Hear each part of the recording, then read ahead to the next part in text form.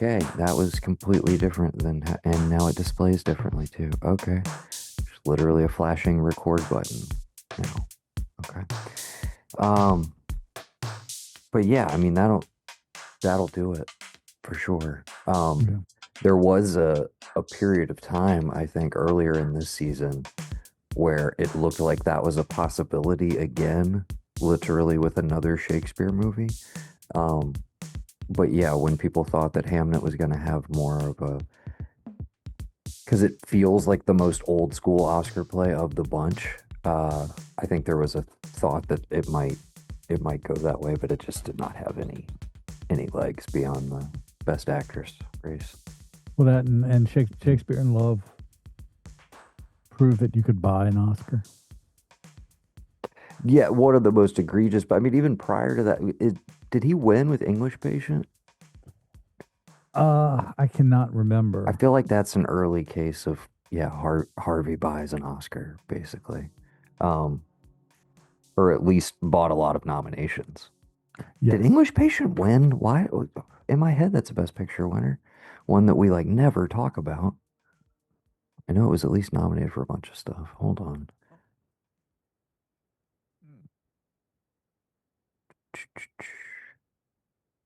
I don't think it did because I feel like there was such a deal made out of Shakespeare in Love being the Oh, first oh, Best Picture. oh, it won, sir. It won nine Oscars. Best Picture, Best Actress for Juliette Binoche, Best Director for Anthony Minghella, Best Cinematography, Art Direction, Costume Design, Best Sound, Best Film Editing, Best Music. I was gonna say, and Ray Fiennes didn't even get nominated, but he did get nominated and did not win. Yeah. But it was kind of worthy. It wasn't just buy an Oscar. Right, and I guess I don't even know what it would have been up against that year. I don't know what were the big 96 movies that would have been at the 97 Oscars. Crap. I mean, I can that time is all starting to blur because I can't remember when Leaving Las Vegas and all that happened. That's like 92, I think. I think that's No, it's not that earlier. early. Is it? Okay, Yeah. hold on. Okay, let's not get lost. So we're doing the 1997 Oscars.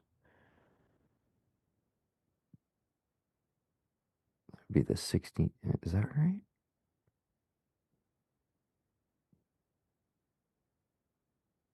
Oh my God.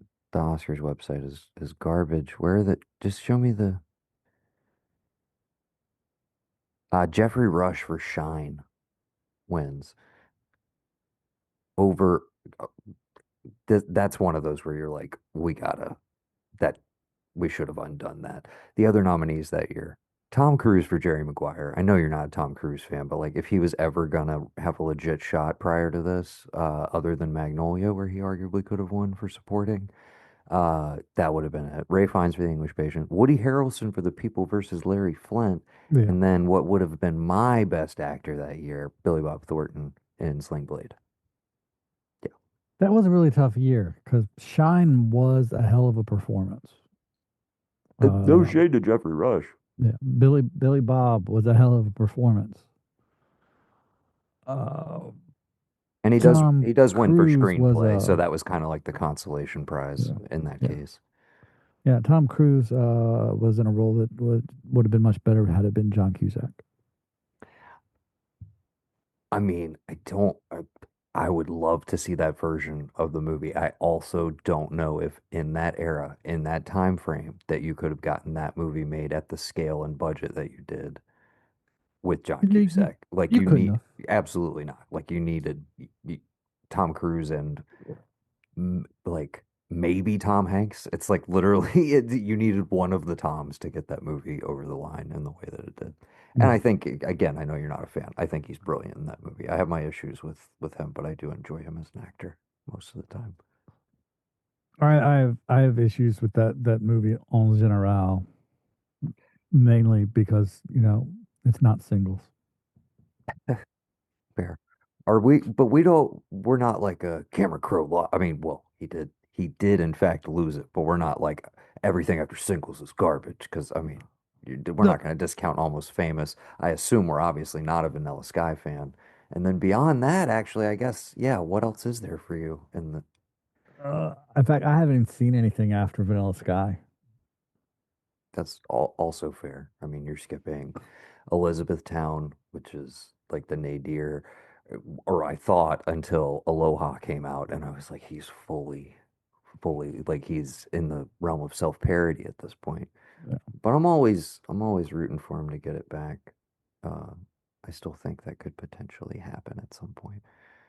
It's just like you were James L. Brooks or the heir apparent. Now there's just like that guy doesn't exist anymore. There's nobody trying to make those movies anymore No. at all. And I guess the closest we've gotten to something like even approaching that was Materialist last year, actually, uh, which was considered a bomb domestically, even though it made over $100 million worldwide. It was a huge hit overseas. Yeah. Come on, Gavin. Okay. I Uh, Informal, we're going to keep that opening banter because it's Oscar related, but informal start to the episode. Hello and welcome to the ARK of E podcast. My name is Noah and I'm here with my cousin, Mr. Patrick J. Blanchard, and we're doing some pre-Oscar wrap-up banter about Oscars of yesteryear. But while we're still killing time waiting for Gav to get here so we can go through all the winners and losers and our own personal winners and losers amongst the ARK of E crew, uh, what we've been watching since the last time we hopped on mic. I have been just I needed the comfort that only uh a mass murderer, hockey mask wearing, New Jersey dwelling, uh taking a cruise can give. Hell yeah. We So I've been briefly watching discussed this because we had a Friday the 13th since we last recorded. So yeah, yeah. which ones did you went with Uh uh s- Manhattan? Is that what you're saying? since then I've done 3, 4, 5, 6, 7, 8. Okay. Okay. Is there another Friday the 13th before the year is over? I think there's one in November. Word. Um, all right. Well, And then I caught the premiere of a new documentary fun series on HBO, what is that? Born to Bowl. I'd watched the trailer for this. Some of the participants looked a little insufferable, but maybe that's part of the fun. How long is this like an ongoing or is this like they dropped everything at once kind of? Uh, Weekly, Okay. Monday, like 6 episodes, 27 to 38 odd minutes a pop. HBO's in an interesting spot right now. Like they went from well, they still got the pit, obviously, for 5 more weeks, but Yeah, we referenced it on the last episode. There was a period of time where they had that industry, Night of the Seven Kingdoms, and then Primal, which is technically an Adult Swim show, but is rebroadcast on Max, all airing simultaneously. And they promptly, like basically, as soon as most of that ended, except like I said, the pit's still going. We got DTF St. Louis, which I watched the pilot of and could not get into. Will not be continuing with. Um, Rooster with Steve Carell, which looked like something I was just planning to avoid altogether, and still gonna stick with that plan based on initial reactions. And yeah, a slew of like I know there's that new Neighbors documentary series, yeah. but a lot of just like I don't know. This feels like what you would normally give us in late summer as like, I don't know. We're just kind of trying shit out.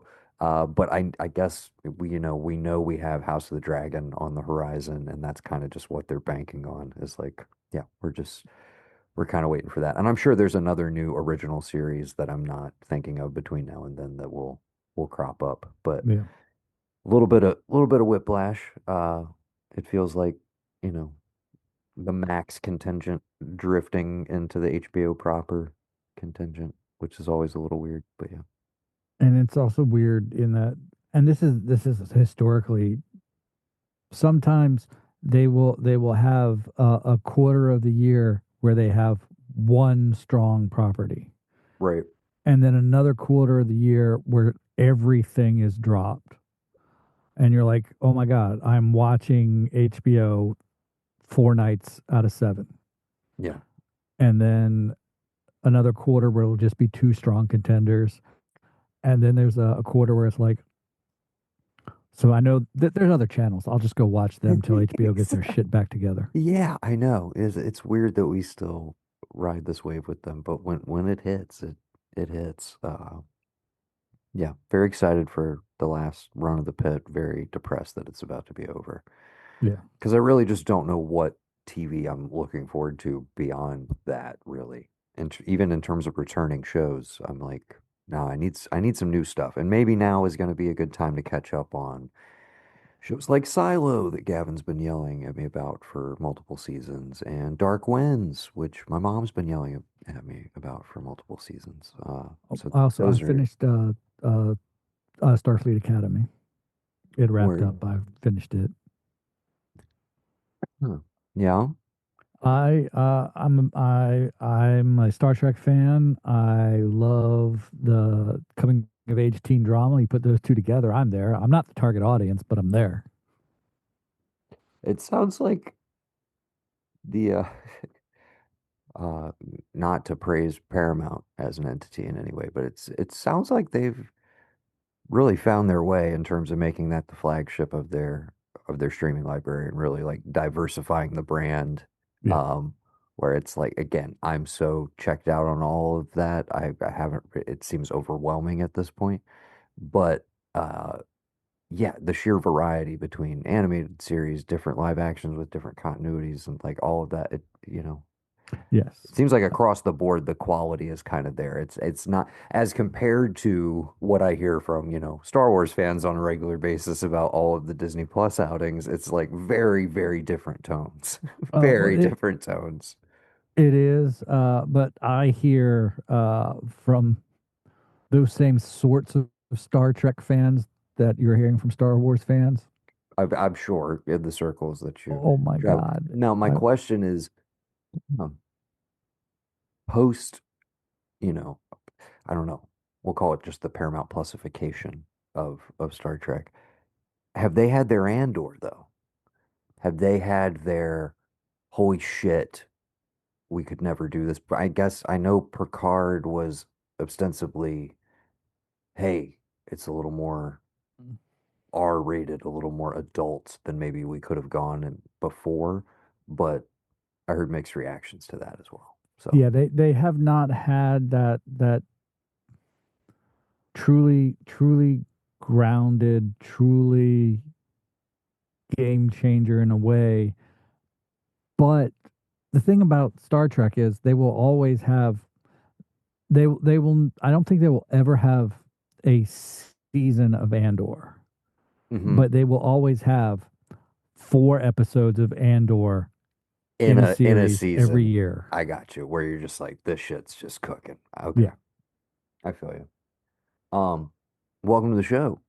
Uh, Oh, my hi. brother, Kevin Blanchard.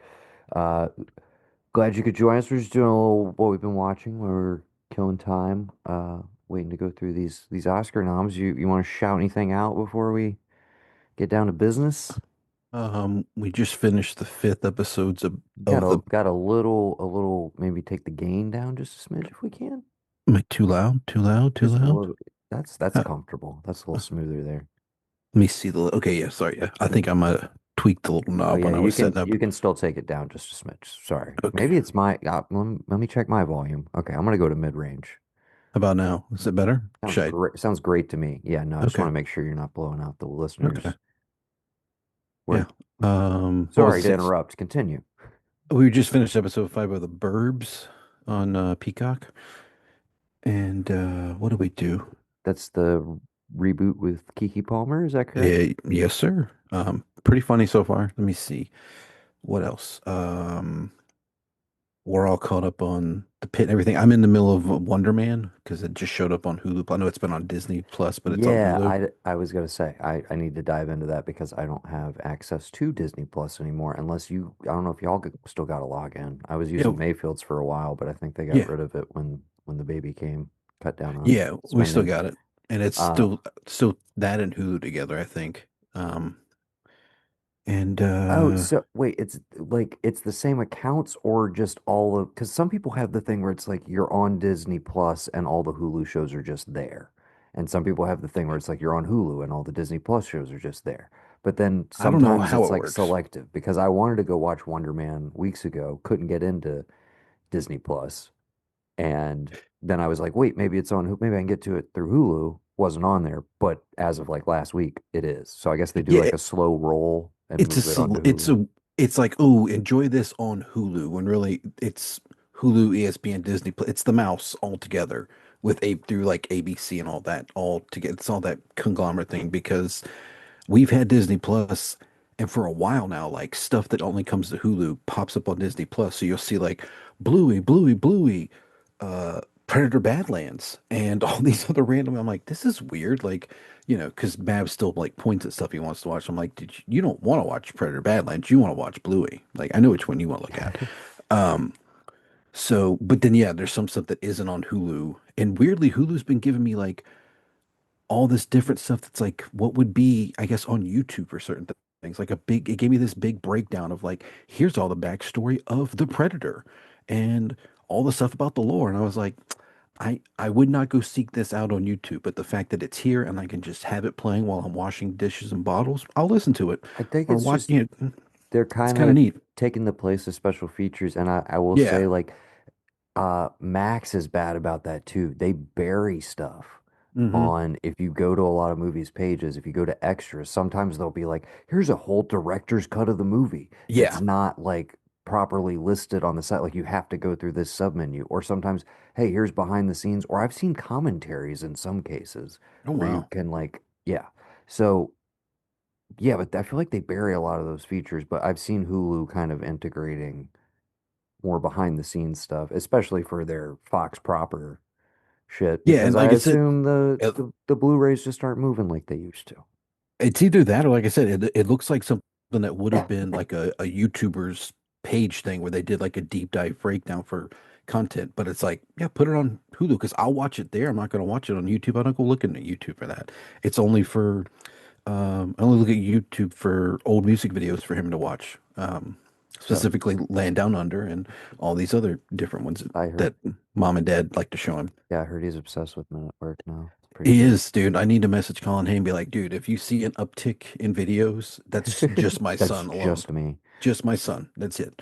Um, Um, I'll run down a couple of my just real quick my recent watches. Anybody check out the Louis Theroux Inside the Manosphere doc on Netflix? I saw it. I haven't gotten to it yet. Um, uh, I, s- I'm a broken record, dude. Like these Netflix docs need to be like an hour longer in most cases and just have like little more depth, a little less surface level. But there's a good starter kit in there for people that are unfamiliar with this shit. Not compelling, but not the best doc I've seen or anything. I finally caught up with F1 Hmm. on Apple the night before the Oscars. I liked it. I do wish I'd seen it on a big screen. My Hmm. big hot take, Brad Pitt is not good in this movie. I do not think it's a good performance. I very rarely say that in regards to him. I I I didn't think he nailed it. I did not think he nailed it. The racing sequences are pretty incredible. Also, I wanted a little less needle drops, a little more Hans Zimmer playing the synths because I did like the score, but I could have used a little more of it. Day of the Oscars, I did a little California double feature. Started off the morning with To Live and Die in LA rewatch because it's been apparently everybody decided to cover it on their podcast this last week, but Action Boys did it, Rewatchables just did it. I think it's because it's been back in the streaming pipeline again. But yeah, Right after I bought it on Blu-ray, it was like, oh, here it is well, there's everywhere a for new. free. Well, I've had a Blu-ray of it for a couple years now, and now there's like apparently a gorgeous new 4K of it that I gotta swap out and get. But yeah, rewatched that and then did one battle after another right afterwards, and then had a little like 45-minute window to get dinner together before the broadcast started. Also over on Mubi on I have that through Amazon or through Prime. I watched Mekong Hotel, another movie from Arch Pitchpong, Morris Clue. I cannot pronounce his last name. Again, he goes by Joe. Dude's awesome. I like that one quite a bit. It's about an hour long, not quite a feature, but kind of is. And also watched a short from Mona Fastfold, also on movie, called Discipline, which stars Amanda Seyfried and I think was done for like a clothing brand or something, but is a very, very compelling 14-minute short that has some really cool cinematography and choreography in it, where these masked figures have like puppets attached to them that they manipulate all of their movement. It's very hard to describe, but it's pretty mesmerizing. Uh, you can go check it out, Gav. We have movie through Prime. Yeah, I was gonna say that's the one that's Lots of good shit on there. underneath under all my stuff. Yeah. Yes. That's my quick catch up on all my watches. I watched that what's that one that just came out? Um oh yeah, Scream 7. Saw that.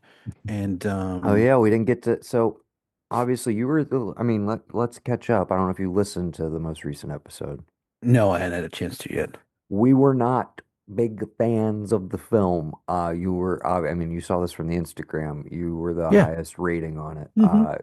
But yeah, I don't know. You want to say your piece? I guess not in response to what we said, but just like, yeah, you want to give your two Well, cents. well, not knowing what you You said, want to it's one of explain yourself, motherfucker?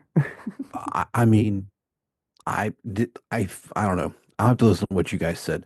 I kind of feel like maybe I'm wrong. Did you guys all gave your reviews with like all the screams in your heart, right? Like you're coming from like the whole franchise, right? Yeah, I mean, very much Yeah, so. I wasn't. I was just like, this is just a movie. I'm Well, not that big on the screen. So it's like, and for a movie, just being a movie, not pulling anything from it, like, oh, that's the jacket. Oh, that's the look from Scream 3 she's in. Oh, is that new Dempsey show on Fox? Is that the whole reason why he's not in here? Because he already said he would do that. He wasn't going to come back for this. Is that why they I mean, that switched him alone out would with have Joel gotten McHale? it another half star for me. Right. Yeah. Okay. Yeah. If they just fixed that casting. But they already beefed that in the earlier new sequels because of the name change. Like at one point they referenced the husband in either 5 or 6, and I was like, "Oh, okay. So it can't be Patrick Dempsey Cop from 3." Like they I already thought. took it off the table before they cast Oh, McHale in this. I thought they called him Mark. No, in 6 they no, in 6 they give him a different name and it's Oh, someone okay. with yeah, I'm almost I positive. okay. I thought that was like a new thing. I do. I knew it was off the table. I still they could have retroactively done that. But like I said, it might have improved things for me. So Okay. And one of the things that well, maybe this is just weirdly. Probably shouldn't be held against me, but it probably will be. Like knowing what it was based off of, like Danny Rolling, all that kind of stuff, Florida, all that. I feel like the first couple of movies, at least the first one, did a big thing about like the posing of victims and bodies and stuff. And you kind of have that in the rest of them, but you don't. And I feel like this one tried to be like get back to that in some way, shape, or form. And I don't know if that's like because it's Kevin Williamson finally directing it. Um, I appreciated all the, oh, we missed you in New York, Sid jokes. Um, I don't know. I had a fun time. But again, I wasn't like thinking, oh, all of the ones. I was just watching the movie in front of me, w- completely not thinking about 6 other movies and wondering, well, in light of recent things, could we maybe had a whole different thing if we don't, nuke the cast from the last one? Or if we don't, want to cheap Neve Campbell and like let her pay her what she's worth to be in, number 6 too? it's been a Woulda, series of coulda, shitty shoulda, but decisions that has led to yeah, it kind of, it's But hey, I'm you know not what? There's no new not Nightmare movies. There's no new Friday the 13th movies. You got Scream. What do you got? I was gonna What are say you gonna yeah, do? and I thank you for bringing that up though, is because I do forget that like yeah, you're not like you enjoy the franchise, but it's not like a Oh, be all end all for you. I mean, I loved the franchise. I remember you and me and mom going to see 3 in theaters at the uh that theater right next to the mall in Two Notch, and that mall became a dirt mall. And that theater's been gone for years. I remember that. And when I was in like fifth, sixth, seventh grade, middle school, Scream was it. And then I discovered other things, and it's just been I didn't see 4 and 5. I saw 5 and 6 in theaters, but I didn't see 4 for the longest time. I waited till it was like had been out for forever, Hmm. and it was like this is neat. And but I don't know what it was. It just didn't grab me after 3. I was just kind of like, okay, Okay. Well, we'll let you listen to our thoughts on there. We're not going to beat a dead horse, but yeah, that's it was fine. definitely in relation to the franchise and me feeling like it kind of missed the mark on satisfying just some of the core tenets of what I want out of a Scream movie. Yeah. Paramount of which, uh, and yes, pun intended, being that I want these movies to be fun, and I did not have So okay, me. w- I didn't have any fun. Eight That and a was my half? biggest. 8.5, Gavin? He no, I gave Eight it and said a he half. gave eight, he eight, gave a he gave solid it an 8. 8. It's still egregiously high, So but so yeah. what did you would you have wanted if it's like, oh, it actually what like would you have wanted a crazier like 80s horror movie plot of like, oh no, it was actually Stu's still alive. Like he's, would that have been better to you than what you got? Or like I'm always curious. It wasn't this. Well, then what did you want out of it? Like tell me what the fix is. You know what It I just mean? wasn't what it is. It wasn't a Scream movie. That was my biggest qualm. If like we were talking about last week, had there never been a Scream movie before, like let's say this was the Genesis, like Hmm. would I have had more fun with it? Probably, because I wouldn't have anything to compare it to. But like the deaths were not Scream deaths, and the movie didn't have the whole like, okay, well, we're gonna have story time, and this is how the killers always do it, and this is how it missed on a lot of its typical tropes. So that's what I wanted. That's why we go to Scream movies, and it wasn't what it Yeah, is. I didn't find it playful. And, if you're going to subvert or not give us what are, subvert our expectations, you can do that in an interesting way given what we're expecting from a Scream movie and we know the moves and like we're this deep into the franchise. I didn't feel like it was even a creative use of that in the way that I feel like 5 and 6 very much were. And I think you get that from fans coming in with their own, like, Right. if I got a crack at this, this is what I'd always wanted to do, and being a little bit bolder with like, okay, yeah, we can fuck around and like we can make some wild choices, like have a ghost uh Billy Loomis, stuff like that. N As far as like Lillard, I didn't want it to go that way, but obviously, here's my whole thing, Gab. If they had just hid that in the marketing, like we didn't know going in that like Stu is in this movie in some capacity, then it at least plays better for me in the movie. Hmm. But given that I already knew he was going to be in here, when we like you show me him visually that early, I was like, it's an AI deep fake. It can only be one thing because again, to your point, I was like, no, it's not gonna do the wild, hey, he actually, faked his own death and he did survive. I was like, I knew that. So then for me, it was just like, okay, so when are we going to reveal that the real killer is in fact doing this? And as I mentioned, we are just basically doing last week's episode. I That's apologize. fine. I But I I passed out. I was to me, as tired. to me, as much as I loved having Matthew Lillard in it, all of that stuff removes Roger, Jackson. thank you, Roger Jackson on the phone. We don't get the phone shit, which is a classic tenet of this franchise. That was the one thing I felt like was missing. And again, the Stu stuff is there in place of it, but because I knew where all that was heading, I just didn't think it was a valuable use of our time. I felt like there was a cool way to bring Stu back in some capacity, especially when you've already established that we have Ghost Billy Loomis fucking around. Like you could have made it Stu's. We talked about this at some point on one of our podcasts of Stu had a bastard child, was he was cheating on Tatum back in high school, and we never knew about this, and he is dead. And some bastard kid grew up and found out that was my dad, and they're having their own existential am I a psychopath at heart thing, and they come into conflict with Melissa Barrera. But, you know, we didn't get that movie, and so whatever. We Uh got $500,000 of rewrites, and that's what we got out of it. yeah. That that's what bothers me. I'll see I'll see 8, but they have the grace period of one film because I've adored this franchise for so long. They burned me once. they have my, not my goodwill, they have my innate skepticism going into another one, but I will in fact give it one more go. Will Uh, you give Kevin Williamson one more go, or I do you got want somebody else to come that back? was my other thing. Sorry, doing the whole podcast over again. There was parts of this that felt very pedestrian in terms of the direction. It felt in parts to me like we were watching Scream the TV series, not Scream 7, a feature film. I don't and think he is a particularly talented visual stylist of no.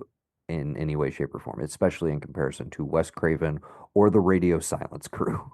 I think it is a noticeable drop off, And personally. he wrote this one too? He did, unfortunately. I Okay, He mean, he so did. we He can say that the problem is the creator, the original writer. Just don't have him come in. well Keep it fans. he's not the only writer. That's true. Uh, and they picked up pieces from scripts left over that were ready to roll with it's a Frankenstein. yeah. It's a Frankenstein monster of a screenplay. He came in because honestly, I think they needed another, in their minds, ace in the hole of like, okay, we paid Nev the money, but like everybody knows we fucked up the last time and didn't pay her the money, so we're already kind of coming back on bended knee. We also have a lot of negative attention because we fired Melissa Barrera because we're pieces of shit at Spyglass Media. Um, and so you throw all that together, I think they were like, we need a little more good faith from the fan base. Let's get Kevin back in here. He's kind of the only person who could take over and people would feel good about it. And I did feel good about it going into it. I was like, as much as I felt a little queasy about supporting the movie financially, I was also sitting there going like, but hey, I was pissed they didn't bring Nev Campbell back in the previous movie. To me, this has always been her franchise.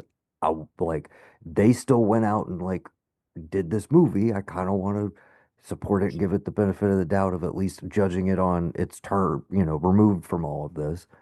And on its own terms, I thought it was a bad movie and it really disappointed me. So, yeah. And it is now unadjusted. The others being unadjusted, it is the highest earning in the franchise. Oh, yeah, by a long shot. I mean, they crushed it opening weekend. What was the drop off, though? Because I was curious what the word of mouth was going to be like. It it was significant, but enough that it surpassed. It has now surpassed Scream in 3 weeks as the highest earner. Cumulatively. Gotcha. It's pushed over 175 at Yeah. this point. So again, 8 feels inevitable. My hope is that they will really take a step back and like um kind Pick some of kind of to figure out, to your point, Gav, like what else do I wish they would have done? I don't know. I think Radio Silence probably had a pretty good idea of where they wanted to take their 3 movie arc. I don't know what that would have been, you know. So I also, in retrospect, I'm like, was Gail supposed to die in 6? Like, do we get a shot of her in 6? That do they do the gurney shot or anything? Like the Dewey kind of, hey, she was well, not she supposed to she was not supposed to die in 6 because I understand how films work, and executive producer Courtney Cox is not going to die. That yeah, deleting the franchise. I was just trying to remember because I know they have the set piece in her apartment, but I honestly couldn't remember how all that played out. I remember she got fucked up, but I couldn't Yeah. remember if we saw like And her if he poor stood on the Dewey other side of replacement, it. he got Oh yeah, the boyfriend's just like like, iced immediately. yeah. Okay, uh, but yeah, go back and check out that episode. Yeah, I'll listen to it. I hadn't had a chance to since you guys. I figured you guys talked about it Yeah, there, but I was like, I and don't. Again, I just want to know what needed to be done to make it better. I just from a pure like, I went to a movie and I was in a dark theater I and I watched a horror movie. That's why I gave it dude, an 8. I wasn't I thinking about got any that. other Scream movie when I watched it. I got that, and I said as much on the pod where I was like, "Hey, look, he and Bex only get to see so many movies a year Yeah, now in the theater." I was like, "He had a yeah, decent time. It gets an yeah, 8." Like I know my brother.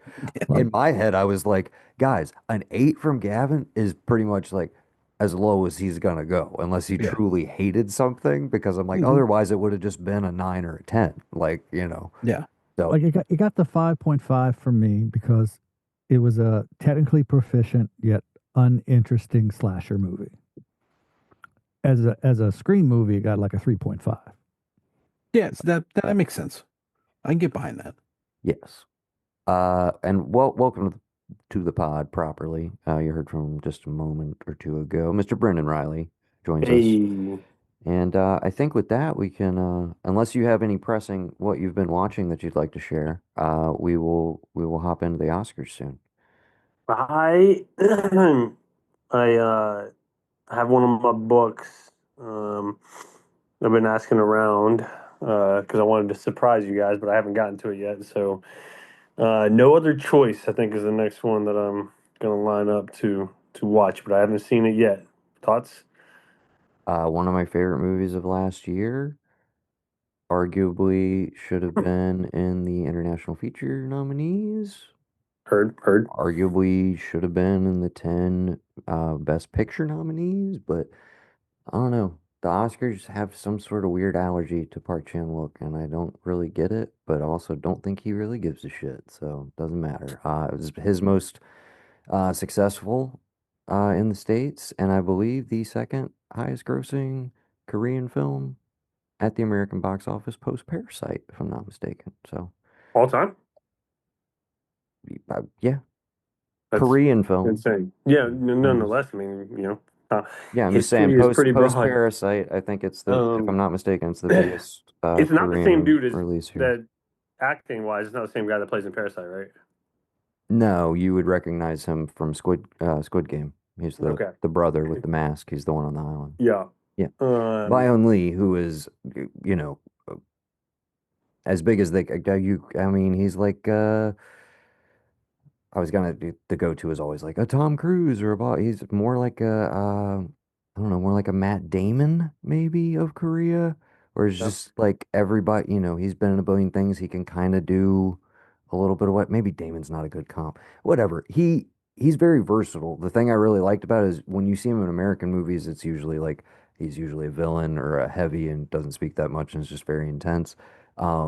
He's really funny, dude. He arguably would have been my pick for best actor last year. If I was making my short list of five, he'd definitely be on it. And on a given day, I think when I came out of the theater, I was like, that's maybe my favorite male lead Oh yeah. performance of the Dude, I year. keep You hearing definitely nothing need to but see good it. Oh things. yeah. Everybody that I've talked to about, movies outside of our group is just like, dude, you gotta check this out.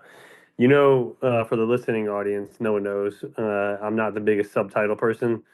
And I I think will we've say with Park Chan-wook movies, it can be a little overwhelming because the not only is there a lot going on dialogue wise, but visually there's a lot going on too. So I don't envy you on this one, but well, yes, I I know you mean, struggle dude, with the subtitles. you have I don't read good. You have definitely helped me to concede that point in a good way. Movies like Parasite, Another Round. It was Another Round. Is that what it's called? Yep. Raw. You Um, watched Raw? Raw, Rush Raw, and so it's definitely. I think when we first talked about this, you're like you're missing a whole world of movies, dude. And it's definitely opened up a whole new world and universe of possibilities. And I think everyone that we've checked out, I've ended up calling you and being like, "Man, that was great." Oh, So going into this willingly this time and excited for it. nice. Uh, well, I highly recommend that you check it out, and we will talk about it on a future episode. Uh, let's dive right in, gentlemen. I have the results of our Oscar pool. We're gonna go through.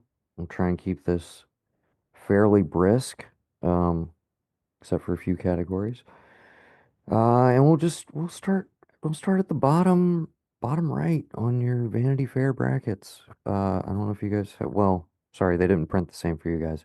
Was that fairly convenient for everybody to use the app? I know Very. Patrick just sent his, but Oh, did what I sent you know? Was that what you're talking about? yeah.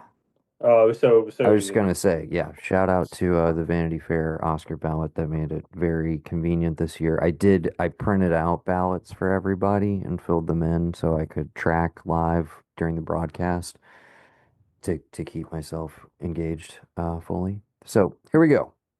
Best documentary short went to All the Empty Rooms, a movie picked by literally none of us except for Mayfield, who he might have actually watched these. He did, in fact, he was the only person who picked it. Which spoilers, nobody on this pod finished at the top. Just want to let everybody know that before we move any further, myself included. None of us won, but we will reveal the winners shortly. Best animated short went to The Girl Who Cried Pearls, which a lot of us picked, I think simply based on a still image from it and seeing that it was stop motion. Uh, so yeah, that worked out well. Best live action short. Everybody had an extra chance to possibly get this one because it was one of the first ties in several years.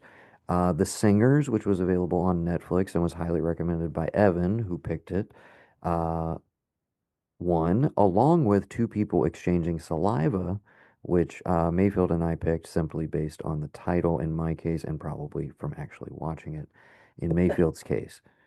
Uh, yeah, so unfortunately, that was a swing and a miss for anybody who went with A Friend of Dorothy, which I think was quite a few of you. But yeah, a rare tie. Exciting to see. Exciting.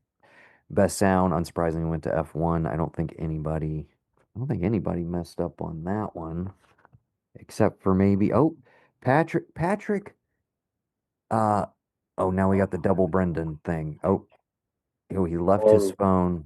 He's in two places at once. What's happening? Whoa. Okay. Uh, Patrick, you kind of over-indexed on centers. I mean, that's kind I of did. I went with my heart. that's the Hey, tail of the tape. same, Well, same, and same. that's the thing. I want to be honest. Again, I play to win. I have my separate ballot for who I want to win, and we could talk about Uh, that in all of these categories. But yeah, like in the preamble.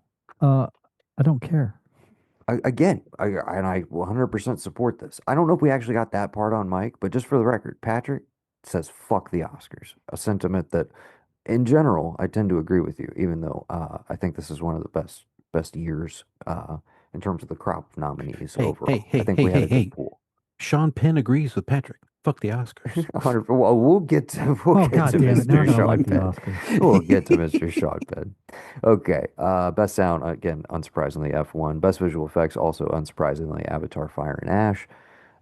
Best production design. Most of us played it pretty safe and went with Frankenstein, which just seemed like the most boring Oscar-y pick. And Frankenstein did continue to pick up a handful of technicals, which I think we could get more creative here, guys. I think there was other movies we could have nominated in its slot. Not to slag Frankenstein again, but I just let's. There's other directors out there. I love Del Toro. We all love Del Toro, but I think he's kind of in that space where it's just Who like and he all he has to who? do is sneeze and he gets nominated. Like has all everybody everything seen just Frankenstein on this pod currently?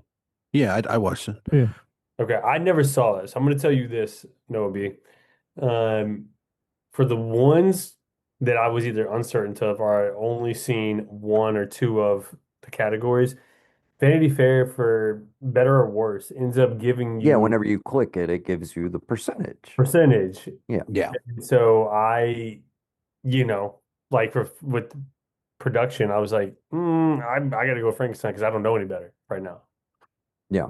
So And Patrick and I talked a little bit about, he watched it at home. I watched it in a theater. I thought, visually speaking, the movie did not look great in a large format theater. And who made it? Who made Frankenstein? Guillermo del No, Toro, no, no, no. Who made it? What studio produced it? Netflix. Netflix. Okay, so there you go. It This is looked great just on TV. exactly. It looked great on TV. This is just a Yes, tertiary. Like, sorry, Ted, the deal didn't go your way, and so we're just gonna placate you. And here, you're never gonna win Best Picture for one of your movies, but you can have these other little awards. That's what it is. That's all it is. Yeah, it's particularly okay. Production design went to Frankenstein, also makeup and hairstyling, and that was one of the cases where we're like the big makeup job in there with Jacob Elordi is so similar to so many other Del Toro like looks, where it just to me it was not. There's nothing new or original here, or like there's no juice to it. Best original score. Ludwig Göransson, three-time winner now, if I'm not mistaken, Yep, for I Sinners. saw that in Yes, the post coverage, like yes, 3 time and young ish for a very, composer. very young. Yes, and he's from the Zimmer school, if I'm not mistaken. He was a Zimmer protege, I believe. That I don't know. I'm almost positive. Don't quote me on that, but also I think quote me.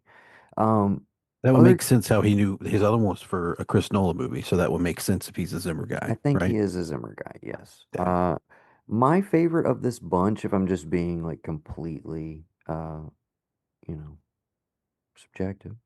Uh, the Jerskin Fendrix Begonia score, those crazy strings, and just like that was my fave of the bunch here. Uh, I like the One Battle score. It's not my favorite of the Johnny Greenwood collabs. We talked about this. I still don't know how Max Richter was nominated for Hamnet because there's like he's reusing his own material like that had been prior recorded like 15 years ago, but that is what it is. And then Alexander Desplat for Frankenstein. Again, I'm sure very classical and enjoyable and what you would expect from that sort of movie. Did not register with me. Best casting, new award. First year they've ever done it. And there was kind of a what is this gonna mean? Where's it gonna go? And how's it gonna fit into the bigger narrative of like all the other movies?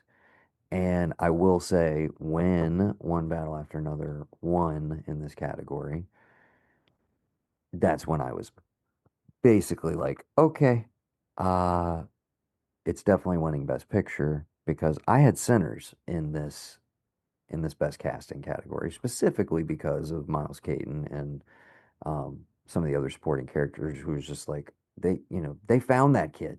Yeah. They went and found him, and holy shit, that was one of the best like, debut performances I've seen in quite some time. Really, really popped. All that being said, One Battle also has a pretty incredible debut performance from Chase Infinity and has a just completely stacked supporting cast and a lot of, you know, people you hadn't seen before in really, really small roles. So I I was not ultimately surprised. It was kind of an either or situation, but when it won, that was kind of my confirmation of like it's going to be One Battle. I'm pretty positive. Costume design went to Frankenstein. We already mentioned that. Best original song, unsurprisingly, went to Golden from K-pop Demon Hunters. Did anybody watch the broadcast? Am I I the did. only guy Yeah, who actually sat through this? So, did you think it was weird that like they had I lied, I lied to you. They did the whole Sinners, Pierce the Veil sequence, well, basically recreated it live, yeah. and then like an hour and a half later they did Golden, and they didn't do any of the other like originals. And I was sitting there going like, they better not, because this broadcast is like way too long as it is. But did you think it was weird that it's like they only nailed the two? Um, basically the two songs that were competing were the only ones that they Right. Yeah. had in the broadcast. I thought that was funny. But Well, I mean, I don't know what the other ones were, but I mean, it's probably one of those like, can we do anything with this? Like, well, how can like the we? the Train Dream song from Nick Cave, No, but can you imagine him performing that live, dude? It they would have probably knew been that that in wasn't going to it happen. would They're like, have there's been no way in he'll come do that. it would have been insane though if they had Hmm. managed to get him to do that. Yeah. That would have been incredible. Yeah, maybe it was a case of everybody else was like, "Hey, no, we're not gonna." Like they knew they were all gonna lose to Golden regardless. So Yeah. I don't know. Editing went to one battle after another. Unsurprisingly, I think we most of us picked that across the board, except for Patrick, who was ride or die for Summers.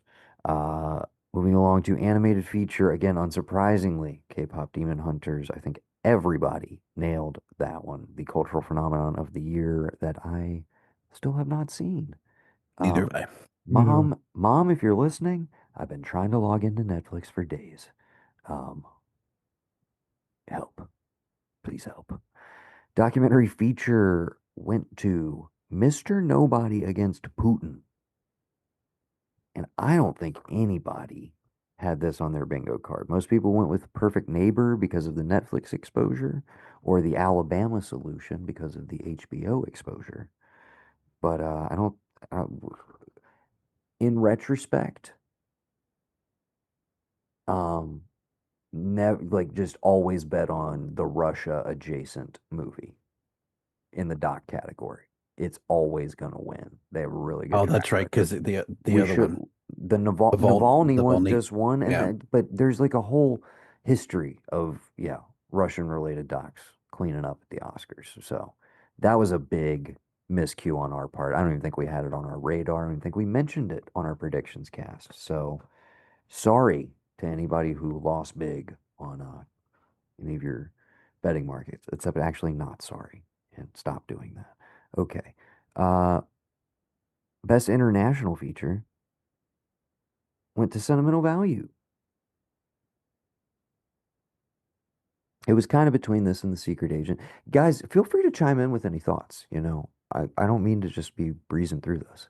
Also, Brendan, if you're talking to us, you are on mute, but I believe you might be talking to somebody in the room. I can't really tell. In that Anyways, case, we appreciate you being on mute. yes. So international feature, the nominees were The Secret Agent. It was just an accident. Sentimental Value. Sarat, which I still really want to see, and the voice of Hind Rajab from Tunisia. Did you see The Secret Agent already? I did see The Secret Agent. It's Okay. on Hulu. I was saying it's Um, I started it last night, so I was gonna finish it tonight. yeah, we'll talk about it after you saw it. I liked it. I did not love it. I was pretty big fan of Sentimental Value. Caught that one in the theater, but my pick would have been it was just an accident if I was picking my heart. But I went with Sentimental Value because, um, I mean, Joaquin had the Best Director nomination, and it was also in Best Picture, which I think is what kind of eclipsed it beyond Secret Agent. I think if Kleiber Mendoza Filho, I'm probably butchering your name, I'm terribly sorry, uh, had gotten a director nom, it might have been more of a competition here. There was a lot of movement and support for Secret Agent, but ultimately Seminole Value won out. I think, and again, I love Seminole Value. Ev and Alex also huge fans of that as well. I think and I think both of them had it very near the top of their list last year. I it, in my heart of hearts, I do feel like this is still kind of a make good for not honoring worst person in the world in the way that it should have been a couple years back, which was kind of the discovery point for a lot of people for Joachim Trier, even though he's been at it for quite a while. So yeah, I kind of felt like that was a little bit of the energy here, but very happy to see it win because obviously he was not in play for best director. Moving along, we'll do the screenplays next. Original screenplay went to Ryan Coogler for Sinners. Unsurprisingly, this one was a lockety lock, and I think pretty much everybody nailed this one. Mm-hmm. There was a little bit of dissent in Adapted, which went to One Battle After Another, PTA, which most people picked, except for Patrick. And I wanted to ask you about this one. Did we go with Hamnet just out of pure anti-PTA stance? Yes. Okay. Yes. Okay. Well, that never mind. I answered my own question. All right, moving right along. Again, playing with your heart, not playing to win in any way, shape, or form. In Yep. any way, shape, or form. Uh, My brother has described the fact that I drive in a Zen-like state of rage. I do everything from the heart. I hate and love from the heart. oh God, I love it, Patrick. Okay. Uh, supporting actress, early award in the evening. It might have been the first. Amy Madigan for Weapons. Guys, if you didn't watch the broadcast, at least throw it on Hulu for the opening 10 minutes. They went back to the old school Billy Crystal style Oscars of our youth, where Conan, dressed as Aunt Gladys, ran through almost all of the Best Picture nominees, and it was quite funny and very well done. So you should go check that out. And then the kids chased him into the auditorium That's hilarious. in full makeup, and then he disappeared behind a curtain and came out and started the show. Uh, so yeah, go check that out. She gave a great speech. She was fun. This one was pretty much in the bag, I would say. Uh, Selfishly, I was hoping for Wumi Masaku to just like slip in there. She did win the BAFTA, if I'm not mistaken. And Tiana would have been like my third in there, but nobody's mad about this. Literally, in most of these categories, personally, I was outside of like the Frankenstein wins, which I think were kind of arbitrary. It was really whoever wins, we all win. Not like, I felt good about it. And now let's talk about supporting actor. This motherfucker, Sean Penn, has been fucking up my Oscar ballots for years. For years. I Hmm. would have been tied. I would have been tied with our winners. I'm not going to say who they are yet, were it not for this category. And here, Patrick, is where I stupidly went with my heart, not with my head, but even my head probably would have been off because my head would have told me, Stellan, it's time for Stellan Skarsgård. Like, this is the year they're finally going to do it. Like, okay, just makes sense. And then my heart told me, hey, they've seen the error of their ways. It's time for a make good. They fucked up with the Five Bloods. Delroy did not get a ton of precursor nominations from a lot of the other awards bodies, but he did get nominated here. Yeah. So maybe this means something. Maybe there's a lot of momentum behind this.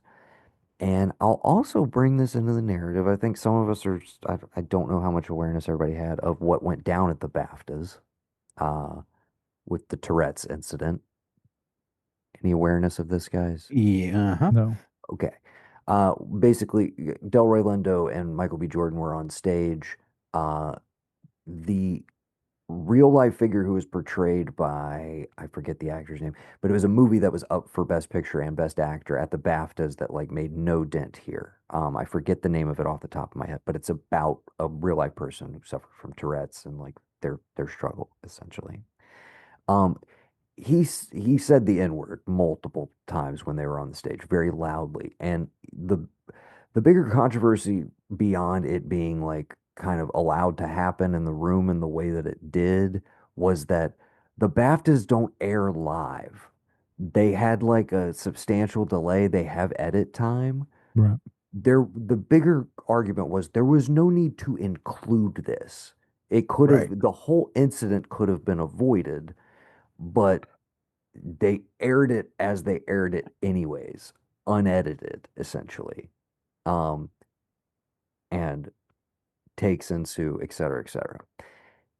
This occurred when Delroy Lindo and Michael B. Jordan were presenting like here are the nominee, throughout the night you get the nominees for Best Picture. Yeah. And I'm just like, this is how, sometimes I get too in the brain of like, well, how does the Academy, how are they looking at themselves and blah, blah, blah.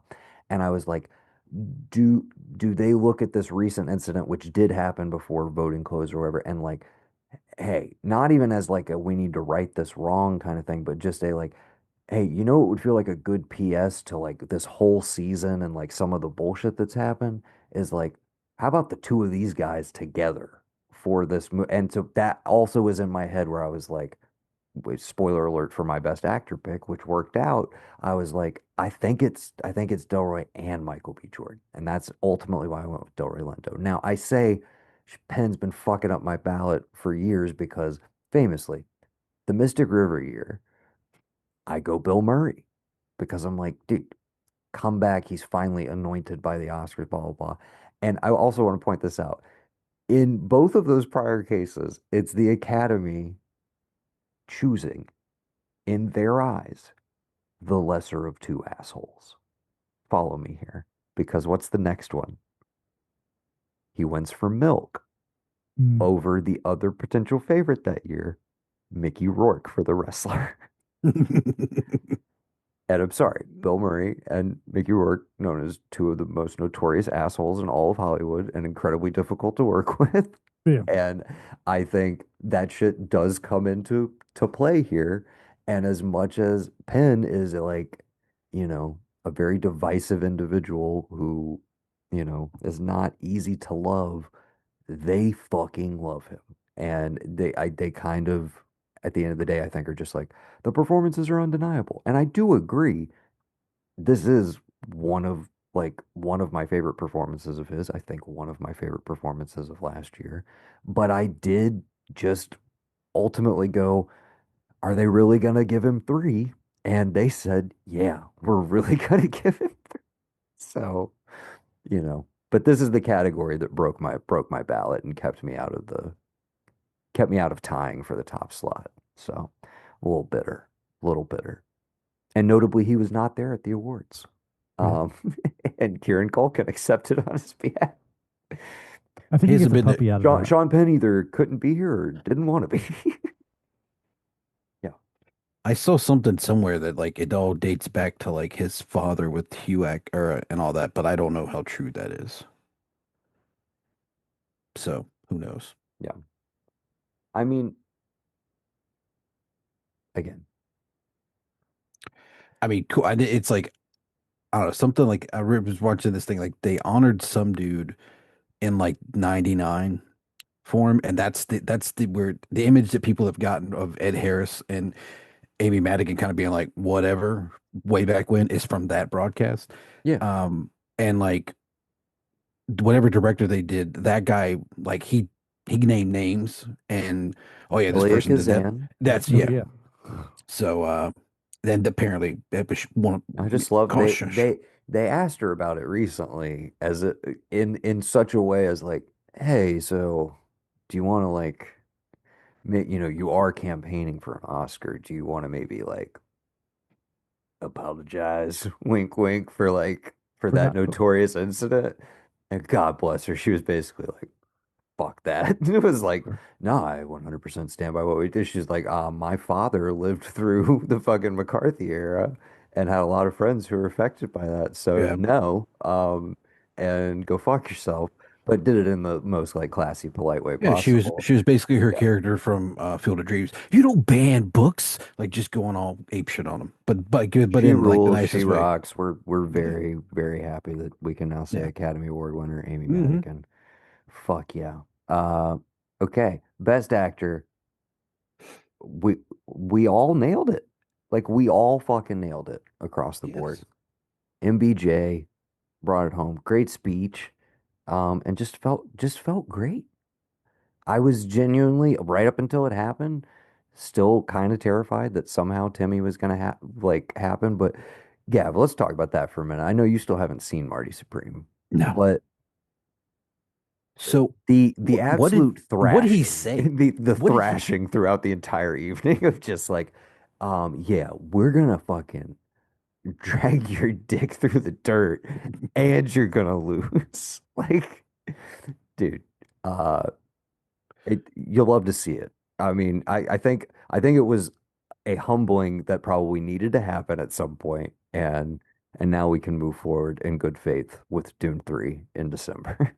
I mean, if he's gonna be upset at anything, it really. I mean, I really the Dylan performance. I would be. I you earned your Again, ire with that.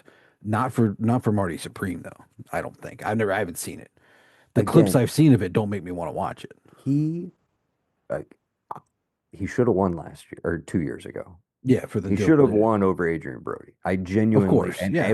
and everybody again as soon as Adrian Brody gave that, oh my God, that shit. Okay, so if you didn't see the Adrian Brody speech for the Brutalist, the context of this won't matter. But basically, he tried to reference his own speech in his intro for the Best Actor Oscar, and it was one of the most cringe-inducing things ever. Adrian Brody, just dude, just chill, just like, just It's just that's stay on. twice.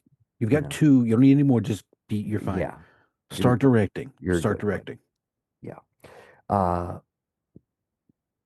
but yeah, And MBJ and the famous now global meme of Michael B. Jordan going to an In-N-Out burger with his Oscar in hand, well, that's double fisting cheeseburgers. yeah, I mean that's a Because they don't feed anybody at the Oscars. it's a This isn't tradition. the SAG. This isn't the SAG Awards. I don't know if you saw. I mean, Giamatti went there with. Did he wait? What? Yes. Giamatti He. did an In But and Out thing recently, but he didn't win. Is that right?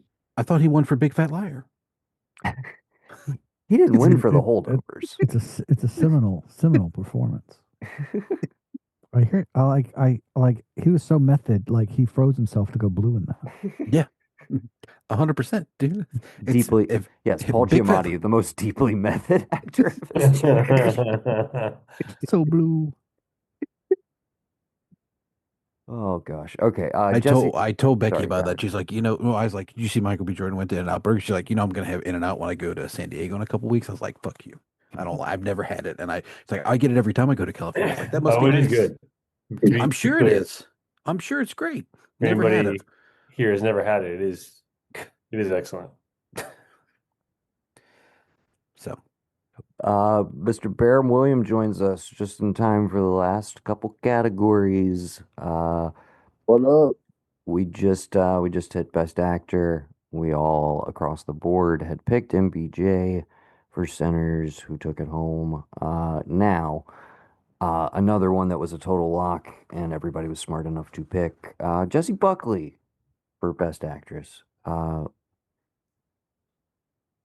Who's that? Brendan, Brendan, did you end up watching Hamnet prior to the No, I podcast? still haven't seen it yet, dude. Mhm. Hamnet is on Peacock for anybody who wants to give it a gander and is in the mood for such things. I've talked about my opinions. I'm mixed to negative on the movie. I do in fact though love Jessie Buckley, and I think she's one of the best actresses of her generation. So I have no problem with her having a Best Actress Oscar. Although I just wish it had come for a little movie from 6 years ago called "I'm Thinking of Ending Things," which you can watch on Netflix right now. But yeah, not mad she has the Oscar. Wish it was Rose Byrne for If I Had Legs, I'd Kick You. I think that was the my best actress of last year. You can watch that film on HBO Max and also embrace yourself if you choose to do so. Same disclaimer for Hamnet. I mean, yeah, Hamnet. It's one of those things like I didn't see because I remembered the basics of like what happens in that from like English 101 or 102. Like it's an old story just being retold. Hamnet to be specific. The Yeah, not yes, not again, not it's not about Hamlet, it's about the creation of Hamlet. language wise, Hamnet and Hamlet were the same name. Yes, they're interchangeable. I'm telling you, this is about the I impetus for the writing of the play, which again is specious at best because all of this is basically historical fiction, and I there is nothing to actually support anything in the narrative of this movie, which I've is a read this. book but is basically historical fiction. Yeah, no, I've read the synopsis. It's basically the romanticized ideal of the life of Shakespeare as he wrote Hamlet. But it's this was all like basic English 101 shit, and it just kind of feels like why there are a million stories to be told. Why are you retelling Because apparently everybody thinks it's the greatest story ever told, so they just keep it? doing it over and over again. Oh, I thought that was the Bible. I thought the I'm Bible was the pretty greatest story sure ever it's told. Hamlet. I mean, I'm pretty Okay. sure it's I Hamlet. mean, that's the Okay. title of the movie, the greatest story ever told. Man, I saw that movie. Like I'm just it's kind of like yeah, it's we know that this has like people are gonna be like Hamnet. Oh, is that like Hamlet? And then they're gonna get interested and be go watch it, and it's just the same fucking I don't know. It feels like the same story being retold. It feels very derivative and like we had no creative idea, so we just Well, retold. again, they're not retelling Hamlet. They're telling a fictionalized version of the relationship between William Shakespeare and his wife and the death of one of their children. Death Um, of, yeah, like this, but again, this was all in English 101, 102 in the background. This was all like taught to us as like the potential for like yeah, why. okay. So don't skip it. Again, I was not a fan of the film. Jessie Buckley won Best Actress. Best Director went to Paul Thomas Anderson for One Battle After Another. Yeah, Patrick. Hey, I knew it was either going to be him or Ryan Coogler, and I went with Ryan Coogler. But I did too. that was the two options it was going to be. I did too, Patrick. Don't worry. I was there with I'm you. not denying that. Like I going in. I'm like it's one of those two, and I I went want with him to be my guy. But I understand. Kugler, I don't know. I personally think Kugler deserved to win all things, but I'm not mad that PTA got them because, like, I mean, PTA deserves the accolades. I just, I think Sinners edged it out at the end, but as the better movie. But I'm not mad about PTA getting those awards. Like that it's absolutely deserved. It's just if it was in any other year, it would be a clear win. Well, as he pointed out when it did in fact win Best Picture, um, he referenced the 1975 Oscars, which is Patrick. Hopefully, you can help me here. It's Jaws, Nashville, Cuckoo's Nest,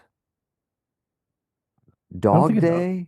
like I know Hold on. Cuckoo's Nest. Uh Barry Lyndon, Dog Day Afternoon, Jaws, Nashville, and Cuckoo's Yeah, Nest. Barry Lyndon, Jaws, Nashville, Cuckoo's Nest, and what was the last one I forgot to say? Say it Dog again, Day. Gavin. It's Dog Day, Barry Lyndon, Jaws, and Nashville. Yes. And One Flew Over the Cuckoo's Nest. He basically was just like, those were the nominees in 1975. He said, there is no best. Um, it's just what people were feeling on the given day. He yeah. even acknowledged from the stage, he's like, look at all the awesome movies from this year, basically, which I thought was a pretty classy move. Basically being like, it legitimately could and should have been, Any one of them. well, just sheer overall quality. Like, I think for me personally, One Battle's up there, Centers, Sentimental Value. Um, I know some people were hotter on Train Dreams than others. I know that was very effective for some people, not as much for others. But I think Begonia was a very interesting pick. The fact that we still get, and it's like only a few people are allowed to be weird, and Yorgos is one of them, at least in the mainstream. But like a movie that out there just being in the 10, I think is always pretty fucking cool. Um, Yeah. so yeah, I think if I'm narrowing it down to like, old school 70s rules of like it's only five, I'm like, if you can find five movies that I'm like, yeah, dude, I would have been fine with any of these winning. Like, I think those would have been cool picks. I think it's a good year for movies. And I can't always say that. And I will also say, usually there is like a clear fuck that movie, like the villain of the year that you don't want to win that sometimes happens. And there was just nothing of the sort like that this year. There was No, nothing that I was actively rooting against. did The No, you know? worst offender being like maybe Frankenstein, that I was just like, guys, I feel like we're kind of just overdoing it with the Del Toro love. But I think that's just a little bit of me being burnt out on him, not necessarily Did you yeah, not watch an F Again, one? that's not him. That's Saran Ted. That's Ted they were loving, not Guillermo. fair. Sorry, Brendan, what'd you say? No, you're good. Did you end up watching F one? I did. I watched it the night before the Oscars. So yeah, that was before you got on the pod earlier. Yeah, oh, my bad, dude. Oh no, no, no, no, not at all. What did you think? So I liked like on a technical level, I enjoyed the racing sequences even at home. I wished I had seen it in the theater. Yeah, sure. However, slash comment, I like very rarely have said this about him. I thought Brad Pitt was not good in this movie. I thought I did not like this performance. I did not feel like he pulled it off. I felt like it was just a total miscalibration, dude. Yeah, it's like him trying to do Tom Cruise, I was just gonna say that. Just and picture it it as did that. not. It was so strange. I did not like it. It I did felt not like. flat. I liked the movie itself. Same. The movie, it was fun. The His movie performance works felt flat. fine. Yeah, I do think it's overly long. I don't think they really land the plane on the Damson Idris character like at all. Because it's too busy trying to have a narrative, trying to have Yeah, Brad Pitt as the lead, where I'm like, sure. what the fuck are we doing here? Um, all of that being said, again, the racing sequences are kind of just fucking undeniable. It, So yeah. it was fun. I thought it was a fun movie.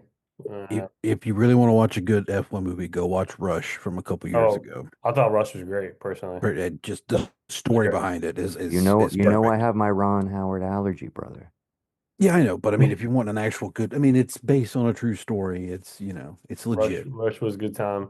Yeah. F1, a lot of fun. Or I had fun with it for that matter. But like Gavin and I were saying, because I think Gavin and I were the only two that had seen it when the nominations had rolled out, and we were both like, "Hey man, this movie's fun, but it's not like the others." Not at all. Well, Well, it's one of those, they don't always have 10 nominees. Like, ever since they've extended it to 10, some years they've had eight, some years they've had nine. They don't always do 10. And yeah, arguably F1's the one where you're like, yo, get the fuck out of here, dude. Like, I could put so many other movies Like in what that like what slot. what are we doing Like, here? seriously. And Yeah. again, I had a decent enough time with it, but like, yeah, Yeah. there's plenty. But again, that's up there because of how strong it showed in the technical branches. That's all of your editors, your sound Sure. guys who Oh also yeah. get to submit their ranked choice ballot for Sure. what gets nominated. And they're like, I fucking love this movie because these aspects that I'm invested in are on display here, you know? That's a fair point. That's like the girl that won cinematography for Sinners, and like Autumn so I can Durrell yeah Arkapaw, the first woman ever yeah to win for cinematography. like Period. Dot. that's dope.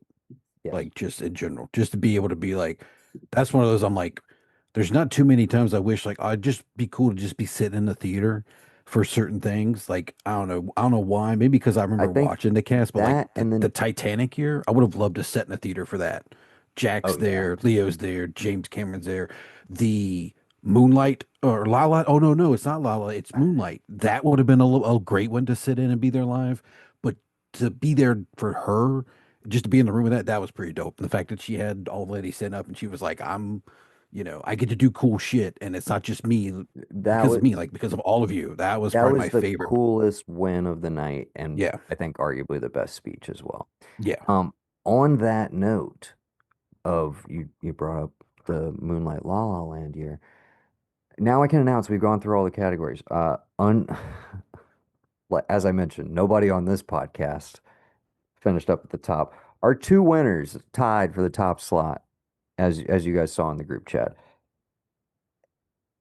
Mr. Evan Tuig and Mr. Sunshine Mayfield got 20 out of 24 correct. A very, very strong showing. Evan has not reached out to me yet, but Mayfield has already pitched what he would like to do. And it's Oscar related, and it requires a little bit of prep time on everybody's part. The plan Don't tell is me it's he, gonna steal my idea. well, maybe, uh, it's just the last 25 years, we're going to rank all of the Best Picture winners. To Okay, which never I mind. replied, hey, I don't know if I've seen every Best Picture winner from the last 25 years. That might actually be a fun project. And he was like, let's try and do it in May, probably first time he'll be available to record. And he's like, you think that'll give the guys enough prep time? And I was like, yeah. So For the March. idea would be, and I liked that because I was like, oh, dude, you're struggling to decide what to watch between, No, now I and think it's a then. great idea. It's like pick from this and not that you have to rewatch the ones you've already seen, but it's like, yeah, let's evaluate the last, you know, now 25 years of Best Picture winners and let's rank them top to bottom. What's the best? What's the worst? That's a great idea. But we can't evaluate that unless we've all seen them. And there's definitely a lot of blind spots. I'm looking at you, Coda. I'm looking at you, Spotlight, which I've still never seen. I'm looking at you. What are some other ones? You don't send a list because I honestly I don't know Yeah, see, exactly. There's fucking one. I don't care enough. yeah. But I think it would, it would force us into because then inevitably you go down the rabbit hole of like you watch something, you're like, oh fuck, that was terrible. That one Best Picture, what was it up against? And then you're like, oh, Okay, now I see gotta that watch all these other movies to like, yeah. that has been my pick for ages. Was like we just go back the last 20 years and you pick a random year We and you just say this redo one. them. No, this one, but should it have won compared to what it was up against over time? Like in like now, like are we still talking about Crash? Oh yeah, yeah, Are yeah. we I still mean, talking about Crash? No, we're not. We're talking about one or the other ones from that year. But we're I gonna have mean, to watch Crash. even in the moment, people were pissed about the Exactly. Brokeback That's loss.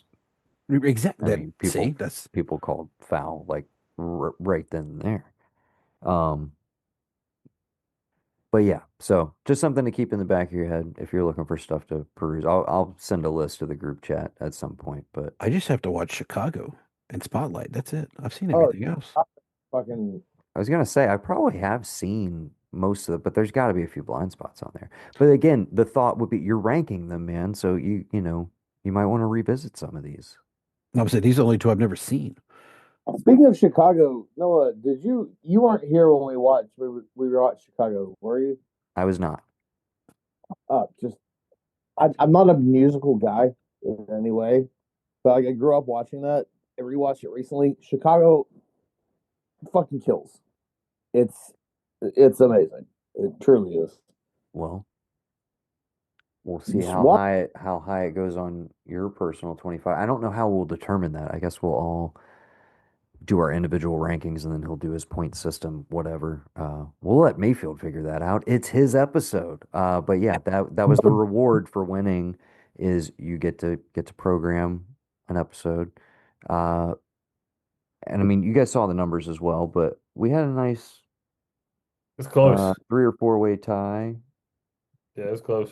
Well, it was just me and you were tied with 19. Yeah. Gab had 12. Patrick had 6 because he went with his heart again. Uh, I had two in the bank. No, I had two ideas where I was like, all right, I'm gonna ask Noah what he thinks for. I think Patrick invested the right amount of energy because it's like, yeah, what are you winning at the end of the day? The opportunity to suggest an episode, which essentially any of you could do at any point in time, and I would be like, yeah, let's do that.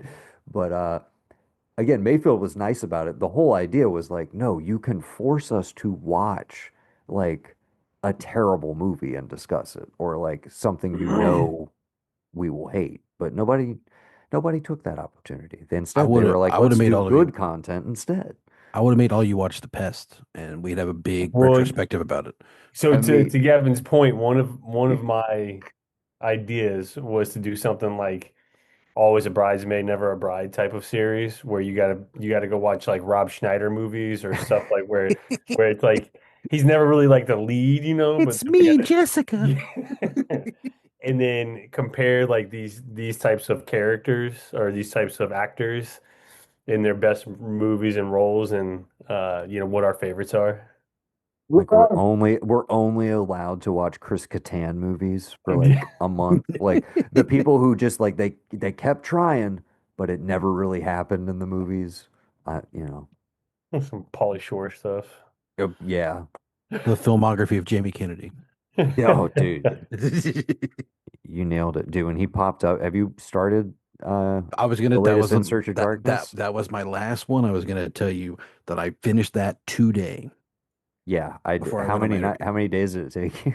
Dude, Monday to now, really? Well, no, I don't know. Was it maybe like 2 or 3 days? Because I watch it when I'd take him to mom and dad's, and I Yeah. would just have it on while I was cleaning, I was or just trying to sitting there, like dude. at least make myself stop in between the years, when they do like they get to the end of a year and then they do Couldn't the do it. wrap up segment and it's like inevitably they'd kick off like the next year and it would be an awesome movie and I'd be like, "Oh, yeah, okay, I'm watching Yeah, another 20 minutes before I go to bed." But I made it last like 3 or 4 nights. that's got to be. That should be. We need to incorporate those now that we have all of them into Arctober this year. Like, make sure everybody's seen them, and go pick a rando you've never seen that doc showed you, and like you have to bring that to the table. Maybe somebody's seen it, maybe somebody hasn't, but you got to pick a rando from there that you've never seen and bring it to the table and talk about it. Yeah. That'd be pretty fun. Yes, that's another shout out for the latest installment of In Search of Darkness, which is available if you have an AMC Plus and or a Shutter subscription. And that is presumably the last one for now in the In Search of series, but it's 95 through 99 for horror. I don't know if they're gonna go into the 2000s. Part of me doesn't want them to. Like Yeah, no, I think it's not the kind of thing I want like a 5 hour deep dive on. I'm like, I could see you guys doing like a 2 hour special on like what happened basically. Like how did horror lose its way and then like what did it morph into kind of thing. Uh but I don't know. I feel like they got to give more time to even tell that story. yeah, I mean, in the 2000s, like the they could do a easy double dip because the subtitle of the 2000s, why the remake was king, Yeah. and then okay, we're going to compare House of Wax to House of Wax. We're going to do Honestly, that would be a worthwhile. That's how you, I think, tackle that period. Is yeah, you just approach it specifically from remakes, and then maybe juxtapose it every once in a while with like, well, here were some original things that were burgeoning, and yeah. you know these other subgenres. But yeah, I could definitely be into that. Any uh, any other Oscar thoughts? Any other I what we're looking forward I Thanks, to? really Mayfield. I Any got a other? lot of movies to watch, you I bastard. I really want to know It is if optional, Patrick. It is optional to be clear. You can be like, hey, I'm gonna rank these, but like I did not watch 5 or 6 or 10 or 12 of these. That's fine. I'm giving you the window of time to watch them if you want to, but everybody's welcome to participate or not participate. It's fine. was there another Best Picture winner ending for Conan? Had another Best Picture one? Does he do a Sinners ending? Does he do a Begonia ending? Does he do a like what is did they film them is what I want to know. I just want to know. I My mean, because I guess was my guess is they maybe filmed one other one because I think right, it's like you gotta know by the night of it's like right. it's one or the other. Because we've seen things like that. Again, remember the year that Chadwick Boseman lost the posthumous Oscar to Anthony Hopkins, they ended with Best Actor. That was the year that Soderbergh was like the producer. Remember, it was the COVID Oscars. That's right. Yeah. And they did Best Picture and then they did Best Actor because they were so convinced it's going to be Chadwick Boseman and it's going to be this great like final moment of the night of like paying tribute and everything. And then Anthony Hopkins wins. He wasn't there, and they have like a video record like acceptance speech from him that they pipe in, which was incredibly just like deflating in the moment. And then the night ended and it was over. Yeah. It was a really awkward way to end Still, things. that was probably my I think I can't remember the title of this article, but Preach Jacobs does his like yearly thing, and he's like, "Well, they didn't fuck up the Oscars too much this year," and I was like, "Okay," because I remember that year with because I do because I'm still really pissed about it, but like he didn't go off on anybody that bad, but like that year I was like, "Oh, dude, of all years to go off on people, it's this year where they screw him over," but yeah, We sorry, I lost my train of thought. I was gonna say we I think we hit all of I was gonna say was there any other bits from the evening? There wasn't any real like, oh my God, did you see that sort of moments? There weren't any hugely controversial speeches or anything like that. Uh, the when Very Conan few was like, viral moments. you take a man's microphone away. They give it but then he's like, none funnier than that. I'm like, yeah, the way to like stick it to the people that you're like, come on, man. You've got all this time. You do all this time like a bit with I'm not taking anything away from the ladies and their bit. That was perfect. But you have time for that, but you like Oh, you yeah, take people sorry. like taking time away from other people for that. Like just give them. I was a little lost at what you were saying. But yes, no, it's like they seemingly every year have an Yeah. infinite amount of time for bits and banter and these predetermined things that they're going Yeah. to do to try to make you laugh, even though the show is like shaggy and overly long in parts. But then people will be on stage, massive groups of people usually, which is like that's who wins technical awards or short film, etc. And you know, they just give people absolutely no time to speak. It's like, yeah, if there's like five people in your crew, five like main directors of departments or whatever, and they all have spouses and people who are watching, it's like, like, let them do that shit in the room. I guess I do get like, okay, you have the broadcast cut or whatever, and presumably like when it moves to YouTube, none of that shit will even matter. Like, Hmm. are they gonna have ad breaks when it's on YouTube? Like, I guess they would, right? I guess it will still be structured somewhat like a normal broadcast. But then can you also pay $10 and get the YouTube premium experience and it's just a live feed the whole time and you get to see everything that happens, you know? Um, but yeah, Because it's that's a like room you want to be inevitably in. every year they end up like cutting off multiple people, usually, Yeah. all from smaller categories earlier in the night, but yet yeah, everybody's got to get their bit in at the same time. It's a weird dichotomy of like, well, aren't you here to like give awards and honor these people and like get, winning an Oscar, greatest moment of your life. It's like some of these people get up there and it's like, oh yeah, I went to go speak and I'm like everybody will remember this as the awkward moment when like the mic was taken away from me or they played me off stage and it's like, okay, This is this is when Anne. this is what I've always dreamed of. We gotta cut your speech because we have to have this bit between Anne Hathaway and her Oh mom. my God, that was the that year of Hathaway and Franco, dude. That was one of the like Yeah. worst things that's ever happened to the Oscars, to be clear. Let's put that in perspective.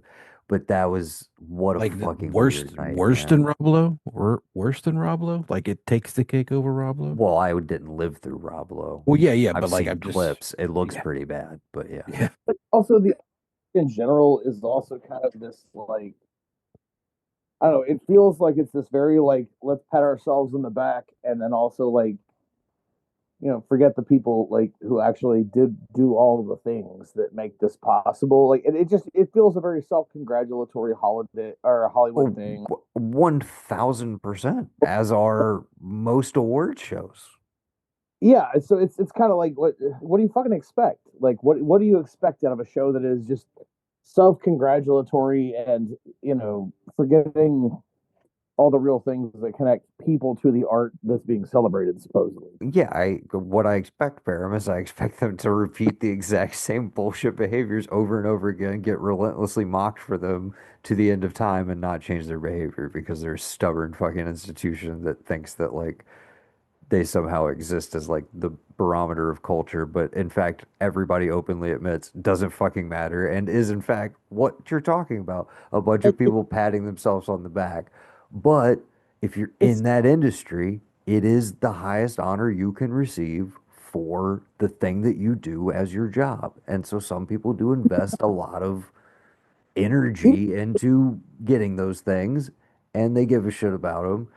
And And it's like high school. Tech crew doesn't get time to yeah, talk at all, even though exactly. they make the You machine treat go. you treat the nerds like shit, and the jocks are the ones who get all the fucking money. They get all the but you budget. like it's better not to win the best picture for some reason. It's like one of those things like yeah, but you don't really want to win the best picture if you made the movie that's going to be talked about 20 years from now. Like it does kind of like why are we even doing this? If you make the movie that's going to be talked about decades later, like well, you don't even really want to win the best picture thing. Like that's just kind of I don't know. It feels irrelevant, I guess. It's still Yes. it's just feeding into the whole thing that's been there since they found gold there, which is like we need you. We need you to come out here. Cause like look, we you gotta come. You gotta go west, you gotta come out here. We need you. Your dreams can change. Never mind the fact that there's bones all across this whole place is littered with the bones of people who never made it. They're Yeah, died waiters, but you got to come out here. Look at them. Look at how pretty they look, and they're just like you and me. it You know, feeds into the myth of that, like, yeah, that Hollywood is some special place. they That don't they're even make movies there anymore. and yeah, but like I mean, like Noah and I were talking earlier, and it was about Sinners versus One Bell After Another, and it was the whole thing of like, well, yeah, like One Bell After Another won, but like Sinners is the movie we're going to be talking about 10, 20 years from now. Like Yeah, it's exactly. still, Yeah, and that's literally how it always goes, I feel like. And again, it's almost more of a badge of honor for a movie to be up and not win it. Or in some cases, I'll point out a movie like Zodiac that has like bloomed over time to its status when it was kind of overlooked in the year of 2007, which was a stacked year. Um, which got zero nominations, absolutely nothing, and has kind of like added to its mystique over time of like, dude, that movie got completely blanked, and like look at its quality compared to the things that were still up in that category. It's it's still as much as it is a bullshit irrelevant like award show and barometer of anything, it is still a barometer. You know what I mean? It's like you can still judge things for and against it in good and bad ways. Where I'm it's the show. like it or not, it can be a maker, like it can be a career making thing for somebody who's like, you know, a lowly sound guy who like got something over the line and like now it for a certain level of nominees it does make a practical difference to like their day-to-day life to have that thing rubber stamped on there that's like I'm an Academy Award winner. um does Right, that but matter more to like low level people than it does to like a huge star like a DiCaprio or something being able to add an extra 5 million to their asking price? I yeah, like it's this that is thing of all, still continue to you know, support though, because it kind of honestly, in a way, I feel like that goes against the purpose of like making art and supporting artists just making art because you're qualifying everything, but you're qualifying it by these standards that, like you just said, we all admit, like basically don't really fucking matter. Like if it's all for Oscars and not for the purpose of making art, like what then? Like what are you really doing? It's just a business. It's just a return on investment. That's all it is. Exactly. But the award show is designed to make the people there and the people watching feel like it's more than that. No, I When think at the end of the day, it's just a business. It's is been that eclipsed by video games years ago. It's not even like one of the biggest entertainment businesses in the world. It's still trying to figure out where it's going to be. I think, What are we going to do? How we compete against TV, video games, and all this other stuff. yeah, So it's who sold the most movies, who made the most marketable film. Like it is that. But I feel like that kind of undercuts the art in a way where I think it in a certain way it does discourage people from going and making artistic leaps and risks because you have a chance to make something that's going to get you an Oscar nod, even if it's just so that that gets you like your name like out in media as a nomination versus making something that you truly want to make that is like different, unique. You're going to go for the Oscar nod. It really kind of gears things towards that. I don't know. I feel like I wonder what the movie making landscape would be like if we didn't have this yearly ritual like placed in it. Like what kind of freedom would that give to creators if you didn't have this whole weird standard to it?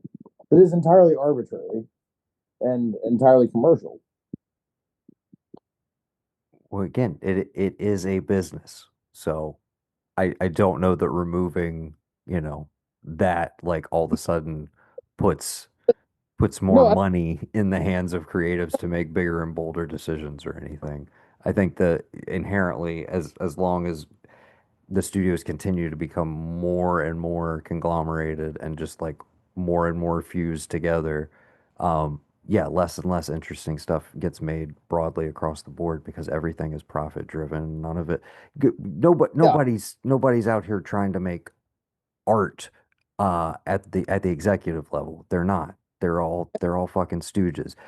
When you actually get a piece of art over the line, something that transcend, goes beyond entertainment and could actually be called art, uh, I think that's a huge victory. But that is not the usual outcome in the studio Uh, system. That is My that is not the norm. That is my the main exception.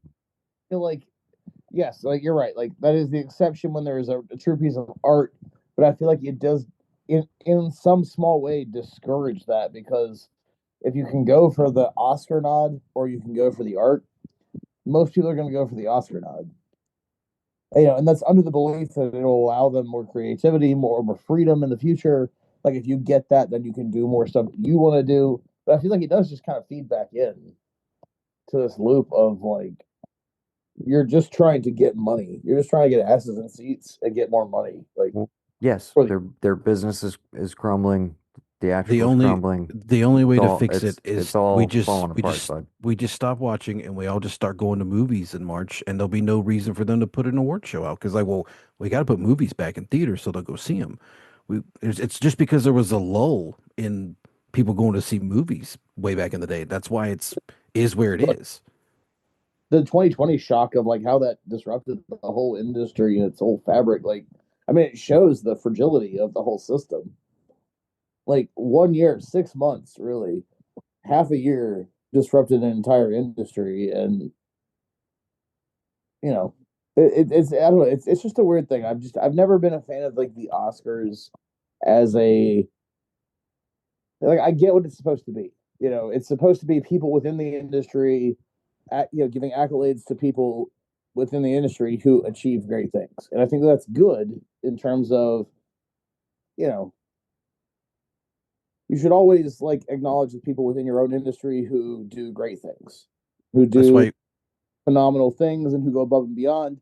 But it's just become such a commercialized thing where even that like that award system is now such a commercialized business that it kind of takes away from the original intent. that's why you go to the SAG Awards instead, where it's your own people and your own uh And then it's whatchamacallit. then it's really fucking high school Yeah, then because it's then really it's just a fucking bunch of fucking actors. yeah. But Fucking Who don't want to win but or would love to win, but it's your own union at least. You're like you're it's your guys. So it's like, hey, we did this. It isn't some other thing that has. Again, yeah, absolutely, I love that because that is still just people within the industry saying like, look, these are the ones that really like stood out within our own business, our own industry, and we can recognize that and bump them up and just say, hey, look at this fucking guy. He did a great job. You know. I mean, I know there are stunt people who are trying to get a category in the Academy Awards. I think they have in the same way that casting just now got implemented, but they announced it a couple years ago. I think stunt is confirmed, but it won't be till 2028. There will be And a then there, stunt there are Oscar in people in the 2028. union who are entirely against it because now people are going to be taking risks Oh that yeah, are trying to undue. one that's definitely going to be a thing. but they should make you do the stunt from your movie live. No more singing.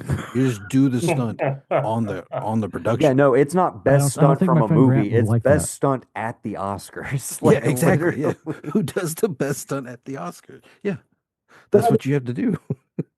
like, oh well, like they'll take more risks. Like, I mean, those people are already putting their bodies on the line in such a crazy way. Yes.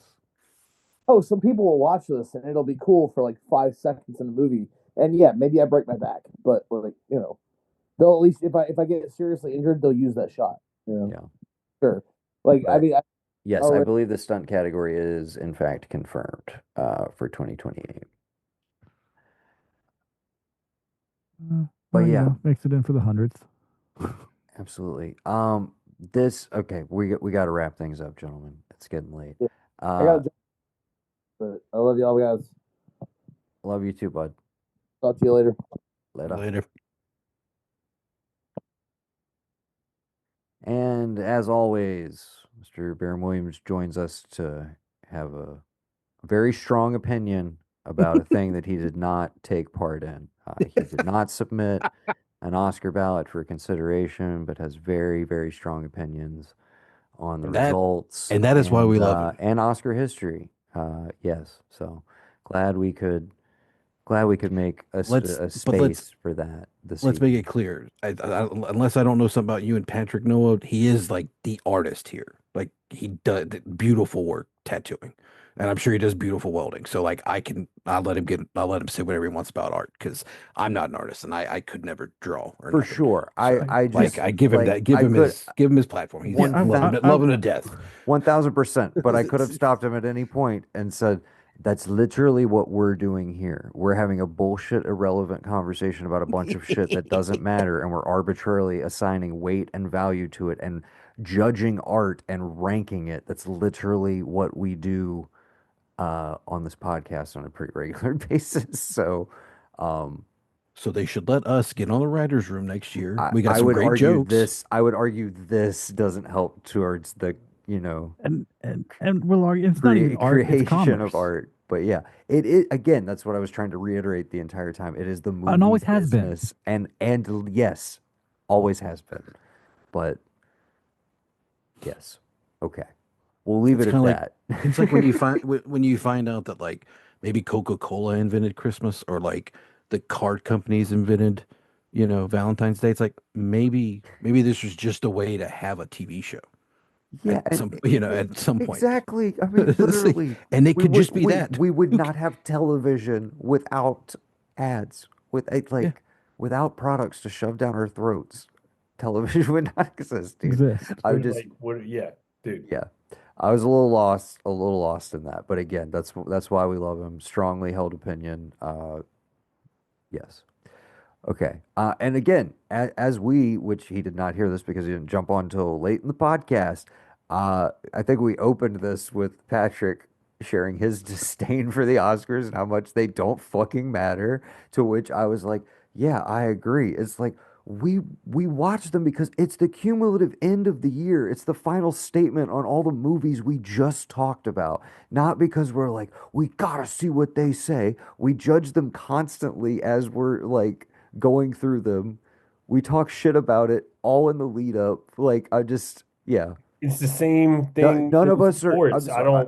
Yeah, I don't none of want us to are sitting here simplify. like blowing the Oscars as a concept. I just want to be very clear about that. It's just a segment we do once a year on our fucking podcast that we happen to do for 2 episodes. Just want to make that very clear for And I anybody know thought that we were on Oscar's dick over here. Sorry about that.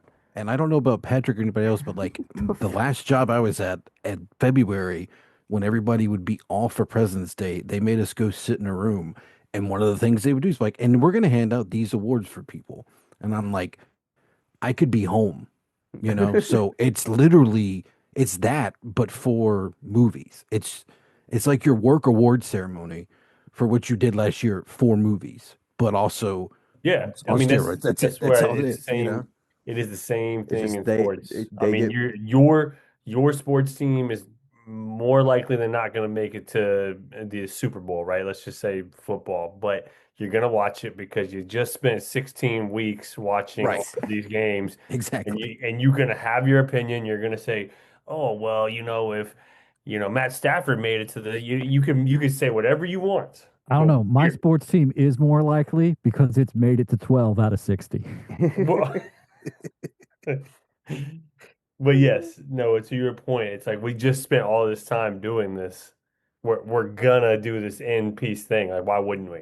You know? Yeah, it's like I'm not gonna just like skip over the fact that they happened and they did give out And some then awards and if you do, then what you're saying, like you said, is well, my opinion's the right opinion. I'm entitled to this opinion. yeah, basically I'm boycotting because it's the right excuse me, answer. sorry, we are the true arbiters of what is Yeah, art and right. culture around these parts. Let me be one of those couch narrators that says, what should have happened.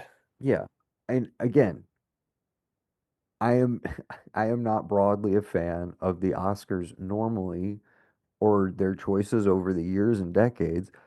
But credit where credit is due. I think this is one of the strongest crop of nominees in recent memory, like Yeah. kind of across the board. I think it was, I thought 2025 was a particularly really good year for movies, and I think the Oscars was a reflection of that this year, and I don't think that's always the case. I think sometimes they take a perfectly great movie year and have the 2000s Oscars, where it's like all those movies, all those movies came out in 1999, and this is what you guys boiled it down to. And it's like it kind of makes sense, but like go back and look at that crop of nominees relative to the movies that came out that year and try to think that they have any, weight or integrity in regards to judging quality because it's just like, yeah, this shit is all subjective, dude. Sorry. Okay. What What do you think about the lineup? At least, obviously, we still have to get through them, and it's a long way in front of us. But what do you think about the potential for the lineup of 2026? This year, as far as what's on the slate right now, I think 2026 is going to be a down year. Really? I Okay. think we've had some decent stuff so far, but like and again, this always happens, dude. Trust me, there are like upwards of probably 30 to 40 movies that we have not heard about, that there's no poster yet, haven't even been properly Sure. announced, that are going to Sure. get announced and they come out 3 months after they drop and all of a sudden they're on a schedule. That's still going to happen because that's just how some of this shit happens. But as far as like what is slated and what we know is coming or may not be coming, I'm excited, really excited for the new Jane Schoenbrunn. I feel like we're having a flashback to the previous episode again, which we kind of started this episode with. But uh, yeah, Teenage Sex and Death, It Can't Be Asthma. I'm pumped for that. Is that going to be an Oscar contender? Absolutely not. Um, yeah, as far as the things that might be Oscar plays, I don't even know what those are this year. I know we got a new Dune score. 3. Dune's got to be Dune, Dune in. well, 3. Dune, Yep. excuse me, Yeah. Dune 3 will definitely be up there. That's like a foregone conclusion. But I don't, right now, sight unseen, I don't know what else. I don't know if this Scorsese movie gets out by the winter, but that's the Spielberg's new getting one with, old. oh, Disclosure Day. Disclosure Days That's a got to big be a question thought. mark. That's either gonna be like a summer blockbuster and oh, like holy shit, didn't know he still had it in him. It could be all right, this is kind of like the last several Spielbergs that like doesn't really connect with a lot of people, which I've made this argument on this podcast. E- the Spielberg name does not carry the weight that No. it used to, and I I think mean, I people saw Ready still. Player One, and I was I've like, that's a Spielberg movie? Yeah, I Oh, mean, by the way, I loved Ready Player I One. I I enjoyed Ready Player One as well, but I also would agree that I don't think there's any like true inherent like Spielberg DNA Spielbergness. Yeah. in it. Um, but yeah, I still keep finding that like people are shocked year over year when it's like in regards to like the Academy or critics where it's like uh the West Side Story remake, The Post, um what else was recently? Oh, The The Fablemans, of Favorite course, ones. where it's like he gets a bunch of nominations, and again, it's kind of the Del Toro thing in my head where I'm like, dude, guys, I get that it's Spielberg and he made a movie this year. You can just assess him as like a filmmaker, like separate from the name Steven Spielberg, and like I'm not saying any of those movies are bad, but I think it is this kind of like automatic trigger pull. He releases a movie, Best Picture nomination, and and then people are shocked when like, hey, it kind of underperformed at the box office. I'm like, because the again, that Spielberg name does not have the same resonance as it did 40 fucking years ago. It just doesn't. Yeah. Um, but because he's so ingrained in so many people's brains, they think he still does. But I'm very excited for Disclosure Day. I'm fingers crossed for it. But yeah, I was gonna say option three is it's not only a crowd pleaser, but it's also like, dude, he's really back, and it's something that holds on and does pull knobs and stuff. Yeah. Which I Uh, would be very happy with, particularly if it's going to be the Josh O'Connor showcase that I'm hoping it is. So Follow. we're saying now that the Odyssey has no chance at the Oscars. The Odyssey will clearly be nominated for Best Picture, sight unseen, Is, and a bunch of is anybody technicals. I is anybody don't. on this pod excited for it? The Odyssey? Hell yeah, love it. It's my favorite story. Okay. I watched The Return the other night. Loved it. I'm gonna see it. Like I'm not saying Well, I'm not gonna see it. I'm just not see excited. that reaction right there, Brendan. I feel like that is basically where Nolan permanently exists at this point for me, where it's just like, do I get excited when he announces a new project? No. Um, will I go see it opening weekend because it feels like a cultural event? Yes. He is the new Spielberg. He Yeah, is the new household name that people are like, oh, that guy's putting out a movie. I'll go see whatever. He's in that space right now for sure. Sure. Um, but yeah, it's an obligation thing. It's not.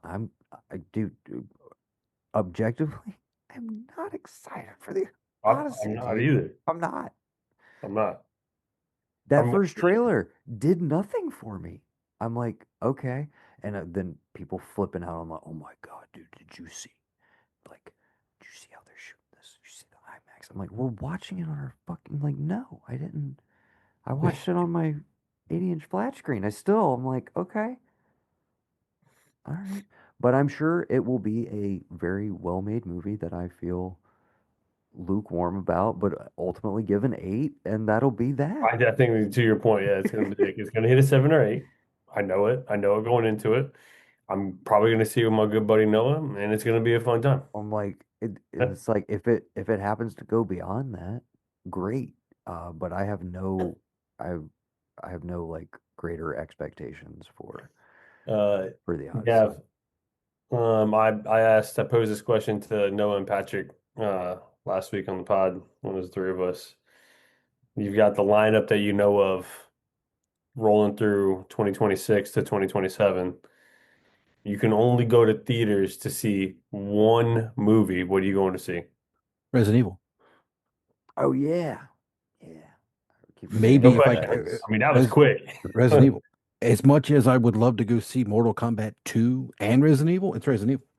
With Cool. what he did with weapons, I get that. But in Resident Evil territory, I'm there all day long. Heard. I don't hate it, and that was a genuine response. I mean, there was no hesitation at all. Yeah, that's yeah. my most exciting. And look, there's more in here. I definitely am going to try to get to. I know Becky will go see the Michael Jackson biopic because she loves Michael Jackson. You know, but some of this other stuff. I mean, Masters of the Universe. Hello, I'm there. Super Troopers 3 and the Street It's Fighter super movie. Are you true. kidding me? I'm there a one day That one if I can. see, No? case in point, this is what's on the slate right now. It's all the IP stuff. Yeah. It's all sequels. And that's what I'm saying. By that metric, I'm like, dude, there's a chance a good, like, you know, probably close to half of these just like straight up don't deliver. Like, I don't feel confident going into a lot of these that are already on the slate. Sure. That's why I say I think it's kind of, I don't know. I'm not 2026 looking a little wonky, looking very IP heavy, which is always something I'm not a fan of. But look, we just came off of an Oscars where we're just gonna go to so Begonia's a remake. F1 is IP. Frankenstein is IP. Hamnet is based on a novel. Also, you could argue Shakespeare is IP. Marty Supreme, original. One Battle After Another, adaptation. Um, Loose adaptation, but an adaptation nonetheless. Secret Agent, I believe, is original. Sentimental Value, original. Centers, original. Train Dreams, adaptation. Um, so I'd say, you know, kind of half and half. I'd like to get that number down to more like, like a 9 to And 1 ratio, something and like that. That would be no one nice. no one's excited about this Tom Cruise comedy. Big question mark. We'll see.